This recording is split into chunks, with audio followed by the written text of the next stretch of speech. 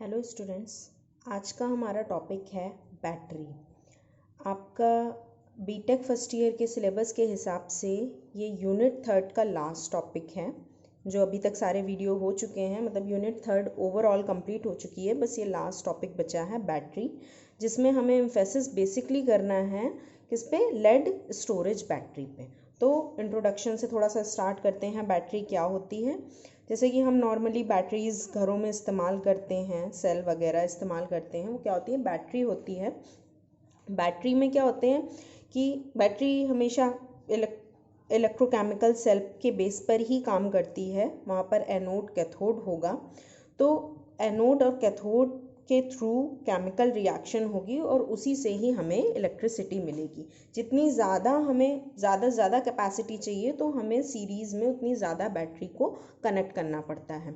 तो क्या चीज़ है ये exactly? It is a device converted chemical energy into electrical energy. ये केमिकल एनर्जी को इलेक्ट्रिकल एनर्जी में चेंज करता है, यानी कि जैसे कि हमारा वोल्टाइक सेल में हो रहा था, वही चीज़ यहाँ पर है। It consist several anode and cathode. इसके पास बहुत सारे एनोड और कैथोड होते हैं, क्योंकि जितनी ज़्यादा हमें पावर चाहिए उतने ज़्यादा हमें इलेक्ट्रोड और कैथोड, एनोड और कैथोड लगाने पड़ेंगे। It is an arrangement of several electrochemical cells connected in series and it can be used as a source of direct electric current। हम बहुत सारे इलेक्ट्रोकेमिकल सेल को सीरीज़ में लगा देंगे, मतलब एक के बाद एक लगातार लगा देंगे और उसी से हमें क्या मिलेगा, डायरेक्ट इलेक्ट्रिक करंट यानी डीसी मिलेगी। तो ये कितने टाइप के होते हैं? ये होते हैं प्राइमरी बैटरी और सेकेंडरी बैटरी। प्राइमरी बैटरी वो होती है जो हमारी रिवर्सिबल नहीं होती, यानी कि वापस नहीं आ सकती। एक बार हमने उससे एनर्जी ले ली, यानी कि हमने अगर केमिकल एनर्जी से इलेक्ट्रिकल एनर्जी में चेंज कर लिया, इलेक्ट्रिसिटी ले ली, तो फिर अब वो वापस हम उसे रिचार्ज नहीं कर सकते, यानी कि हम उसे वापस केमिकल में नहीं चेंज कर सकते। एक ही डायरेक्शन में रिएक्शन होगी, तो वो कौन सी होगी, प्राइमरी बैटरी होगी। इसमें क्या, जैसे कि एग्जांपल्स हैं dry cell, mercury cell, Leclanche cell, ये सारे आपके किसके, प्राइमरी बैटरी के एग्जांपल हैं। नंबर सेकंड है हमारी सेकेंडरी बैटरी। ये क्या होती है, रिवर्सिबल होती है। प्राइमरी में हमें क्या याद रखना है कि ये नॉन रिवर्सिबल है, यानी कि वापस नहीं आ सकती। एक बार हमने एनर्जी उससे ले ली तो अब दोबारा हम एनर्जी इससे नहीं ले सकते। वो क्या हो जाती है, आखिरी में डेड हो जाती है, हम इसे कोई भी रिचार्ज नहीं कर सकते, नॉट रिचार्जेबल। ठीक है। सेकेंडरी बैटरी इसका अपोजिट होगा, ये होगी रिवर्सिबल, यानी कि हम केमिकल एनर्जी से इलेक्ट्रिकल एनर्जी ले लेंगे और फिर वापस से हम इसे इलेक्ट्रिसिटी से चार्ज कर सकते हैं, चार्ज करके वापस इसे हम केमिकल में चेंज कर सकते हैं। तो ये हमारी चार्जेबल होती है, यानी कि हम इसे कह सकते हैं कि ये हमारी चार्जेबल है, रिवर्सिबल है, इसे हम चार्ज कर सकते हैं, चार्ज्ड अगेन एंड अगेन। ठीक है। इसमें क्या है, हमारा लेड एसिड स्टोरेज बैटरी है, जो हमारा इंपॉर्टेंट पार्ट है, लेड एसिड स्टोरेज बैटरी, इसी पे हमें एम्फेसिस करना है। और निकल कैडमियम की भी बैटरी होती है, ये हमें नहीं पढ़ना है। हमारा जो टारगेट है वो क्या है, लेड एसिड स्टोरेज बैटरी पर। तो लेड एसिड स्टोरेज बैटरी क्या होती है, देखिए आपको यहाँ पर दिख रहा है सेल रिएक्शन, सेल रिप्रेजेंटेशन हमने पढ़ा था। यहाँ पर क्या है, इस साइड एनोड होगा, ये कैथोड होगा। एनोड के साइड हमें लेड दिख रहा है और लेड सल्फेट दिख रहा है। ठीक है। और कैथोड के साइड क्या है, लेड ऑक्साइड और लेड दिख रहा है। ये एनोड और ये कैथोड के साइड है और ये हमारा सोल्यूशन में पड़ा हुआ है। ओके। तो एनोड पर क्या है, लेड है, कैथोड पे लेड ऑक्साइड है। यहाँ हमारा लेड है, ये लेड ऑक्साइड है।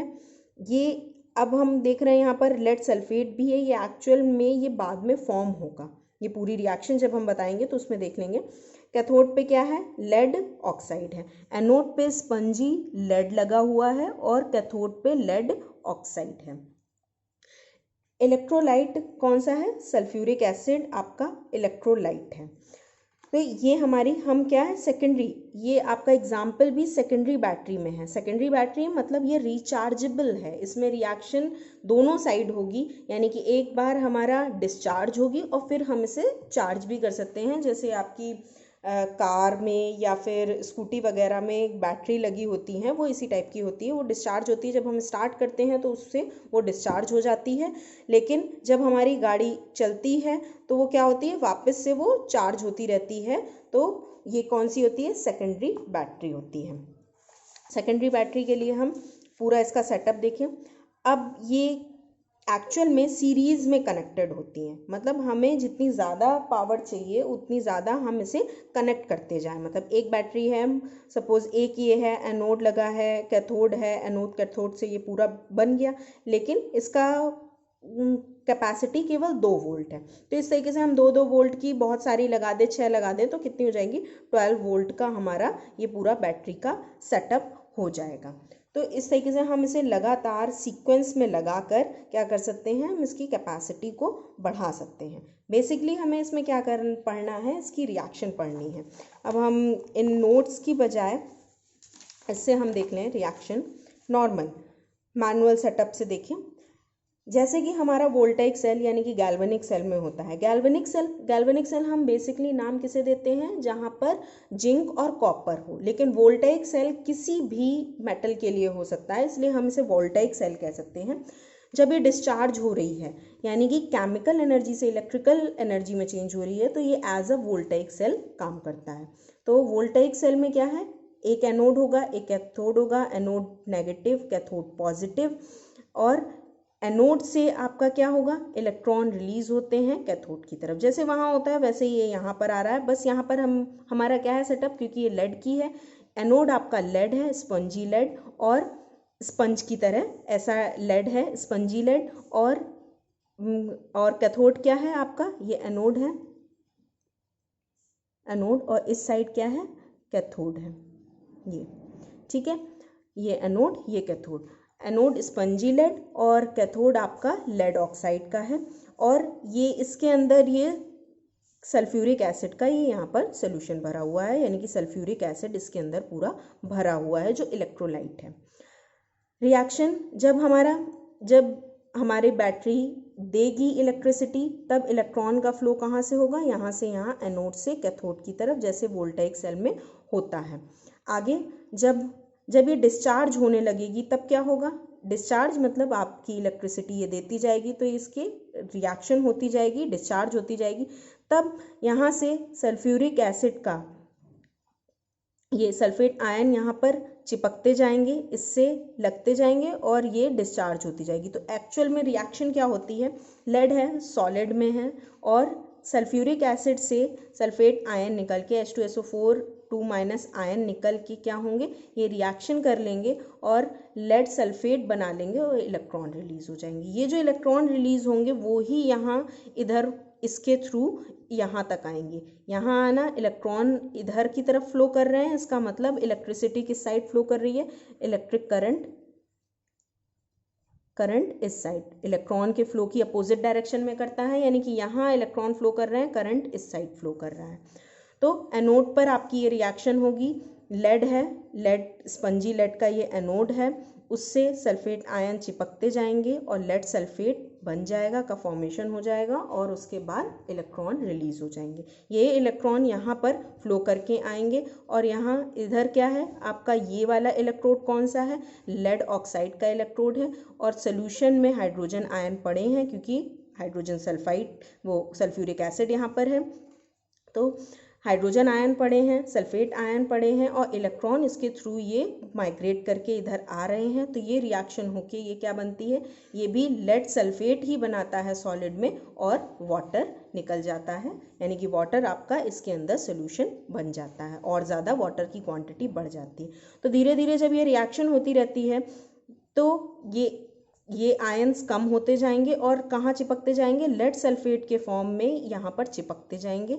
तो चिपकते चिपकते क्या होगा, ये पूरा का पूरा एक टाइम होगा, ये इलेक्ट्रोड के लेड की बजाय यहाँ ऊपर ऊपर एक लेड सल्फेट की लेयर बन जाएगी। ऐसे यहाँ पर भी लेड सल्फेट की पूरी लेयर का फॉर्मेशन हो जाएगा। जब ये पूरी लेयर बन जाएगी तो फिर क्या होगा, रिएक्शन स्टॉप, आगे हमें ना तो लेड मिलेगा और ना ही लेड ऑक्साइड मिलेगा, तो रिएक्शन स्टॉप हो जाएगी, यानी कि ये फुल्ली डिस्चार्ज हो गया। जब ये फुल्ली डिस्चार्ज होगा तब हमारा काम क्या शुरू होगा, इसको चार्ज करने का। जैसे ही हमारा चार्ज करने का काम शुरू होगा, फुल्ली डिस्चार्ज है यानी कि यहाँ पर लेयर का फॉर्मेशन है। फुल्ली डिस्चार्ज या पार्शियली डिस्चार्ज, ठीक है। फुल्ली डिस्चार्ज में तो आपकी इलेक्ट्रिसिटी बंद हो गई, पार्शियली डिस्चार्ज में क्या होगा, आपको इलेक्ट्रिसिटी हमें मिलेगी, पूरी तरीके से डिस्चार्ज नहीं है। जैसे कि हमने आधी डिस्चार्ज हुई लेकिन हमें ज़रूरत नहीं है, आगे हम उसे चार्ज कर सकते हैं, तो वो भी हो सकता है। जब ये पार्शियली या फुल्ली जैसे भी डिस्चार्ज हो तो इसके ऊपर कौन सी है, लेड सल्फेट की लेयर इसके ऊपर फॉर्म हो चुकी है।